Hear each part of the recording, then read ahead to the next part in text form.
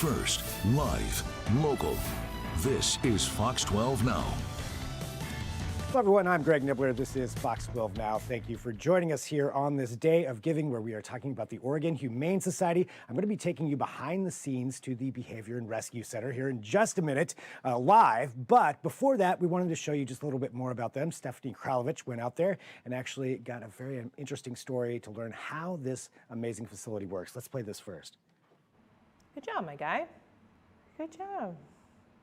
Meet Stubbs. He and more than a dozen other dogs, all from the same remote area south of the Dalles, came to the Oregon Humane Society's Behavior and Rescue Center this past July.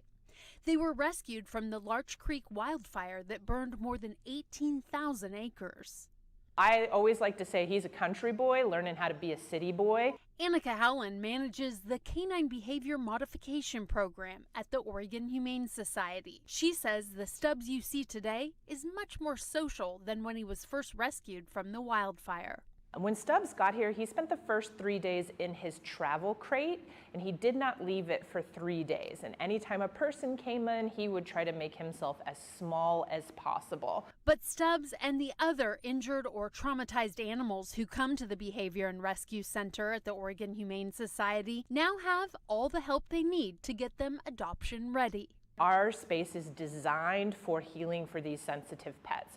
So he's designated a kennel where he was housed next to his, we think, family members that he came with in a quiet space. Before the Behavior and Rescue Center opened in January of 2023, dogs like Stubbs were housed in the main OHS shelter, which could be a chaotic place for sensitive animals. And since we've moved into this new building, our pets have graduated through the program 40% faster. Last year, more than 70 dogs and 80 cats made it through the Behavior Modification Program at OHS. And those totals are expected to be even higher this year. It's incredibly amazing and actually very exciting for me to be able to see these animals come to us and be able to find their homes really quite quickly, and those that needed more help because they were more fearful still have a place to be. So it's just incredible. It's really helped not only the dogs but us really create this calming and healing environment. Annika says Stubbs is the perfect example of how healing a calm environment can be for a canine. She says this once fearful country dog is just about ready for city life. He loves belly rubs, he plays with toys, he loves his other dogs. So he went from this very shut down, kind of low for rock of a dog to a very excited, happy puppy that you would expect. In Northeast Portland, Stephanie Kralovich, Fox 12 Oregon. Okay, I love Stubbs, number one. But also, we are joined here by Laura and Tanya from the Behavior and Rescue Center. And thank you very much for joining us. That was such an awesome story to hear about that. You know, anytime an animal's been through something like that, it's got to be so difficult. But this is what you're able to do there, is help them out. And it looks like you do have another special guest with you as well.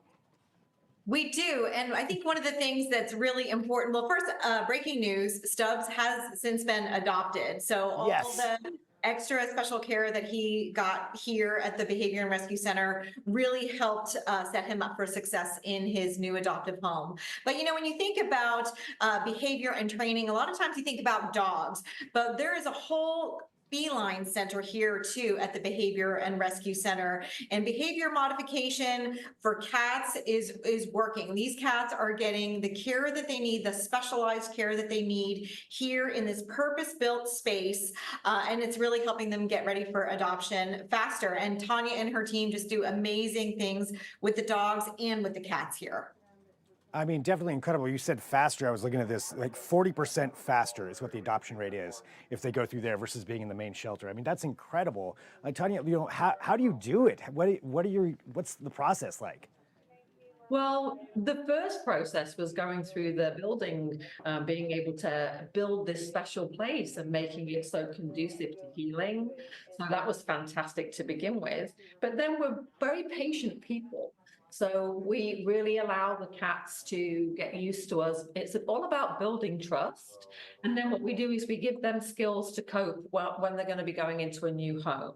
So we have a lot of real life situations here so that when the cats are adopted, that it's not a massive surprise to them. And they've been taught coping mechanisms. And honestly, it's been an amazing program. People do say to us, what, cats?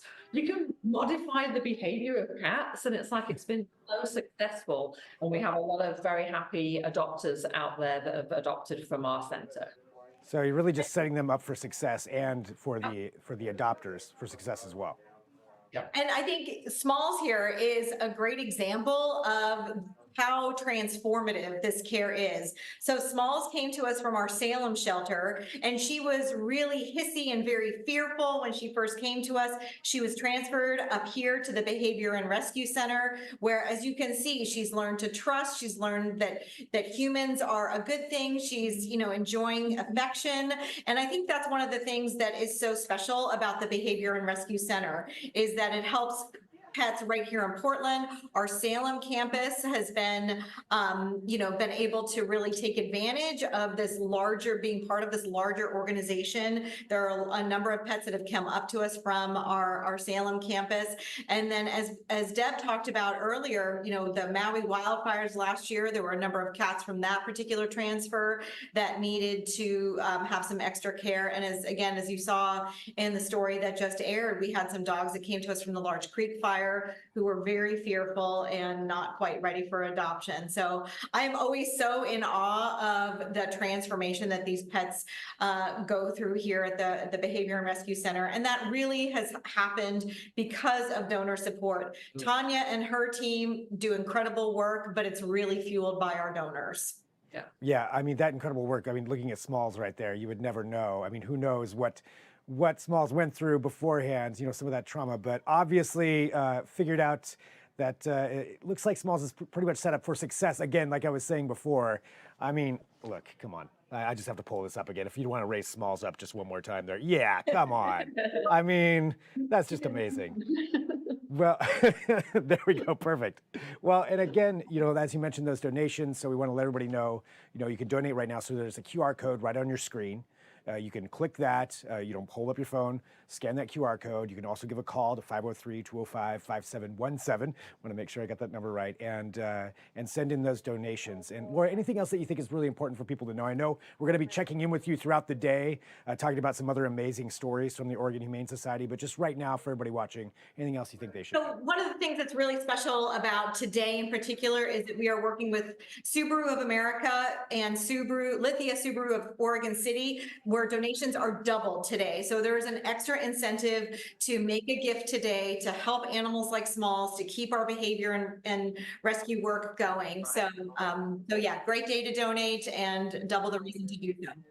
Absolutely. Well, thank you to both of you. And I know I'll be talking to you again for people who watch Fox 12 now. We'll be live at 1 o'clock, 2 o'clock, 3 o'clock, different stories every time, talking about some of the amazing things that they're doing out there for this day of giving. So go ahead and scan that, make a donation, help out the Oregon Humane Society and all this amazing work they're doing. And thank you both so much for being here. And I will be talking to you soon and throughout the day. Thanks for joining us. Thank you. Thank you so much.